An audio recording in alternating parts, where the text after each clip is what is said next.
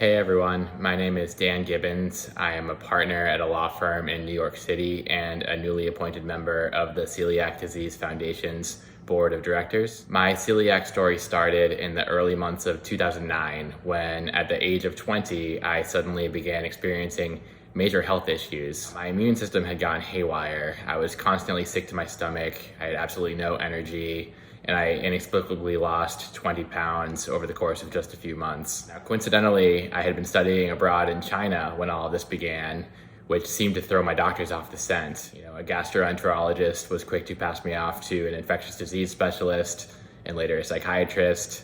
No one even bothered to test me for celiac disease. But I knew something in my body had changed, and it wasn't just in my head. So I kept pushing.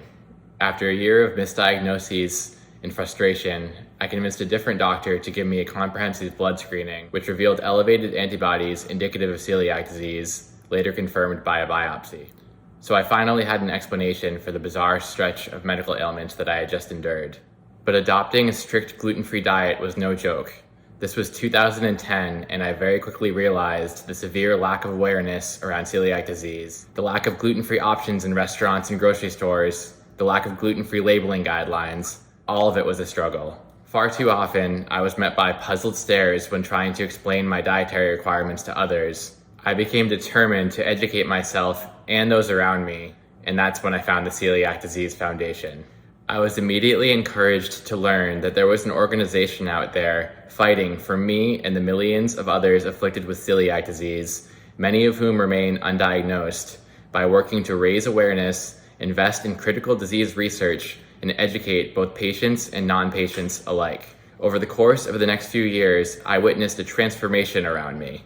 Slowly but surely, little GF labels began popping up on the menus of all my favorite restaurants. The conversation in Congress began shifting, and before long, it felt like everyone knew what gluten was. Now, almost a decade and a half later, I am very much aware how drastically my life and the lives of all of us suffering from celiac disease have improved.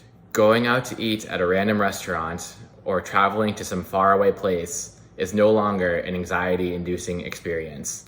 I decided to join the board because I owe a debt of gratitude to the Celiac Disease Foundation for leading the effort to raise awareness and enhance the quality of patients' lives, my own included, and I will now endeavor to pay it forward.